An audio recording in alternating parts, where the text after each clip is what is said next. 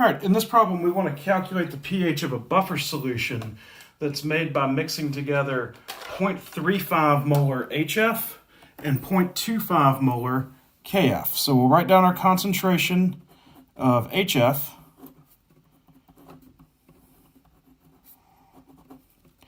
and our concentration of KF.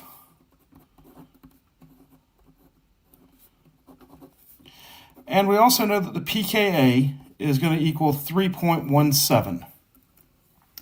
So we don't need to know the volumes of our chemicals because they're going to go in the same beaker, so the volumes would cancel out anyway. So we can substitute everything in here. pH is going to equal 3.17 plus the log. Our conjugate base is KF, so 0.25 over our weak acid, which is HF, 0.35. If you get confused about which is the acid and which is the base, the conjugate base is always going to have a sodium or a potassium ion in the formula. Now that we've got everybody plugged in, we can go to our calculator and run the numbers on this one.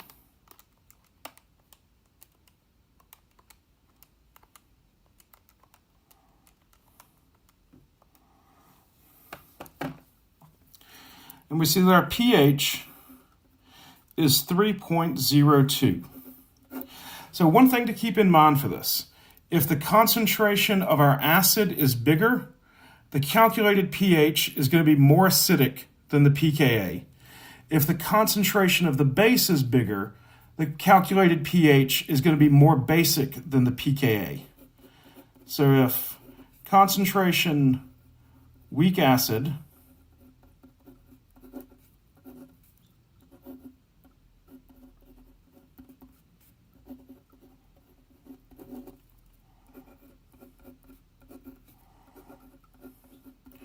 this is the situation we have here. Our weak acid is more concentrated than our conjugate base, so the pH at 3.02 is lower than the pKa at 3.17. If it were the opposite,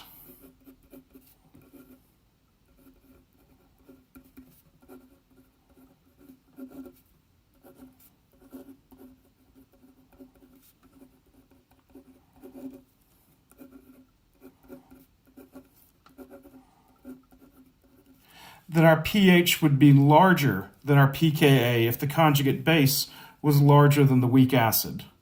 In the last situation,